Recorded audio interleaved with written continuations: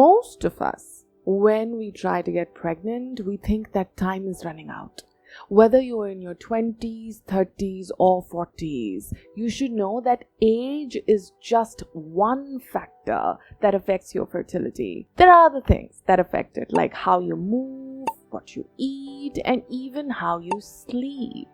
I am going to discuss all the factors in this video. I've divided them into 6 simple things. These are backed by science. And stay with me till the end, because in the end I'm going to let you know that one mistake that can kill your fertility at any stage. If you're ready to take control of your fertility journey, then hit that like button, subscribe to this channel, and let's dive in. My name is Gurpreet Kaur Sanyal, and welcome to Momentum Women, where we support you in your fertility, prenatal and postpartum journey. Why does everyone keep talking about diet when it comes to anything? You must know that whatever's on your plate will go, of course, inside you and decide how your body is going to react or how your body is going to behave in different circumstances. It is going to provide you the right nutrients, in this case, for egg development, for hormonal health, and even ovulation. And there are a lot of books around it. There are a lot of influencers. There are a lot of people talking about what to eat, what not to eat. But let's just take a step back. Let's just focus on a structured meal plan. Now, what is a structured meal plan? According to you, what is that? Let's say you start the day with breakfast, then you have a little bit of snack, then you have lunch, and then the evening snack, and then dinner. I think that sums up right. And that is right. So a structured plan is what you need to follow. You need to have a good breakfast that fills your tummy and does not make you crave for a lot of things throughout the day. Then if you want, you can have a snack in between breakfast and lunch, or else you can skip the snack and have a good lunch.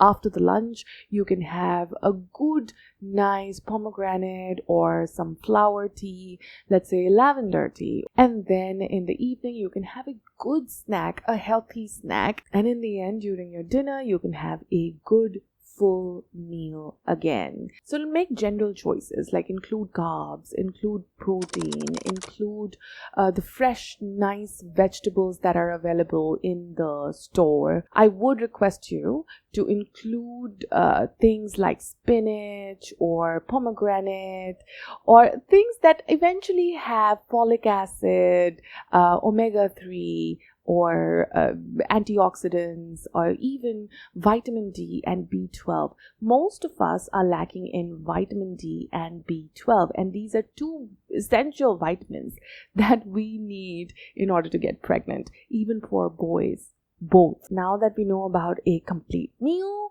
just know that you need to keep your snacking minimal. Avoid anything to do with it doesn't harm me, let's say a toffee or a chocolate. It might.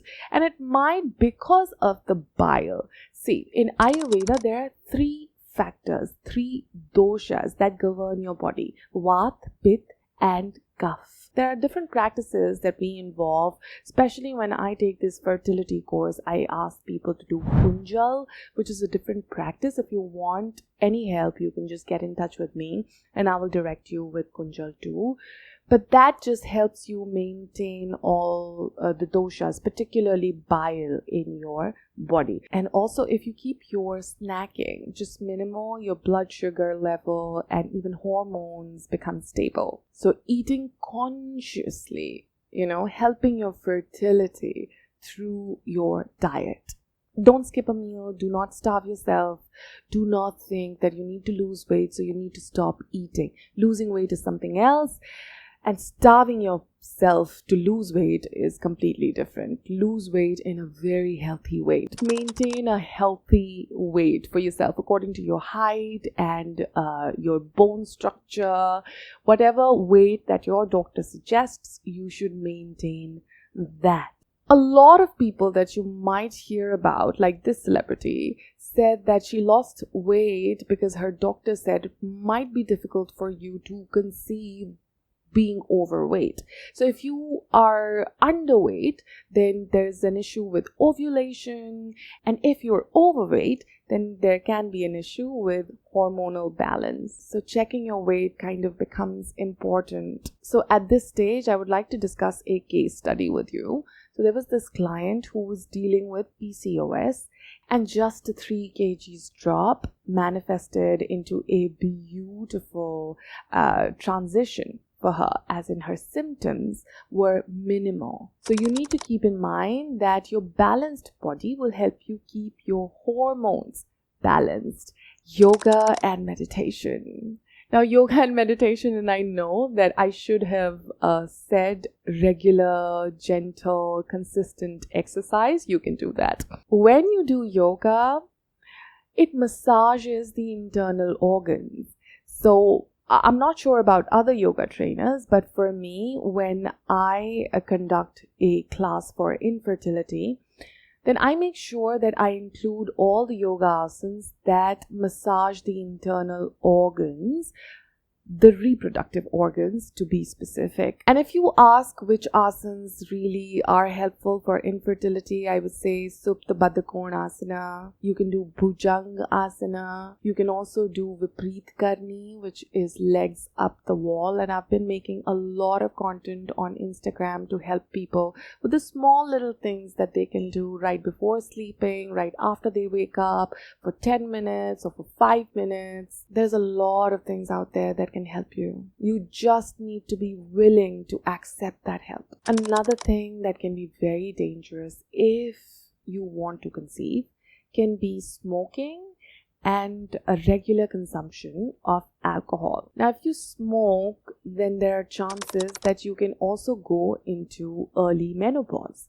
It can damage the DNA of the egg, and this habit can also reduce the ovarian reserve. And any which ways, this is not a good habit, so kind of drop it like it's hot. And then another would be regular consumption of alcohol. So you would have to dial that down if you cannot end it. Because if you consume a lot of alcohol, it disturbs your progesterone, which will impact your implantation. Without implantation, there cannot be a pregnancy. And if you think that, okay, I might just have 3 drinks per week and that should be okay, that maybe is not okay. That equals to 20% lower conception rate.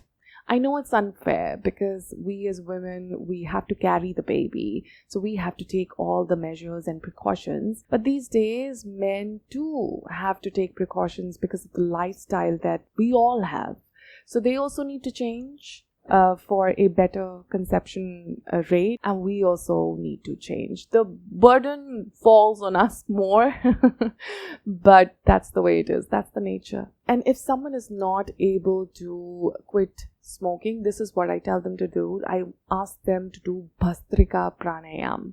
This is how you do it. I know I look like a mad person, but you need to exhale forcefully. Okay, opening the pores of your lungs. If you do it for 7 days, 10 minutes, for 10 minutes, like regular 10 minutes, then I'm sure it will be difficult for you to inhale smoke and you will quit smoking. So that's one of the things that I help people with, but there are other things also that they need to do, like their willpower, nicotine patches. This is something that can also help you to quit smoking. And for cravings, this is the pose that I ask people to do. This is eagle pose. Now, if you're pregnant and you have cravings, then we just do eagle hands, and that's a video for another time. Another thing, we boast about how we are not able to sleep and we work too much. The cortisol levels are too high, but that's okay. Well, let me just tell you, bad sleep equal to infertility. If you do not sleep well, then chances are you will have a higher cortisol. And I'm sure you know that. Everyone's been telling you, you experience it. So make sure that you get at least 6 hours of sleep, if not 7 or 8. And if you cannot dedicate 7 hours or 6 hours of sleep, I would urge you right now, start Yog Nidra. Okay, from today, start Yog Nidra. I will share a link for Yog Nidra in the description box. You can try with that. And last but not the least, stress. This is something that kills your fertility at any age, at any stage. And I'll tell you why. There's a separate video that I've created that how stress interferes with your fertility journey. But it can also lead to infertility. Now, what happens is that stress gives birth to cortisol hormone, and because cortisol is released, then our hormones inside the ovaries think that it's not a good time to have a baby. This is the most raw explanation that I can give you. So then it just gets postponed. Even your brain thinks that it's not a safer time to have a baby. Now the hormones react in the same way. It can be your estrogen, it can be your progesterone, it can be your LH, it can be your FSH. All the hormones are impacted by cortisol, and you can watch this video to know more, but I would just say that you can practice meditation and yoga to dial your stress level down. That is something that is required, and it helps you prepare for the baby too. When the baby comes, life is not going to be easy. It can be full of challenges, and you need to be prepared for that. So you can't carry on your stress, you can't carry on your baggage when you have a baby. So you need to start managing everything starting today. If you cannot dedicate your time to yoga, if you cannot dedicate time to meditation also, if you think that meditation is something that you're not able to do, I will tell you another thing, which is Nispand Bhav. Nispand Bhav, sit in one corner and start counting the sounds that you hear. Okay? These are not deliberate sounds. These are just sounds, let's say a horn or a dog barking or your cat meowing. Anything. It could be anything. Just count all the sounds. So your focus will be on the external things, and that is a different meditation on its own. It becomes easier. Like I said, 20s, 30s or 40s, I understand that your age impacts your fertility, but these things that we discussed right now are all backed by science.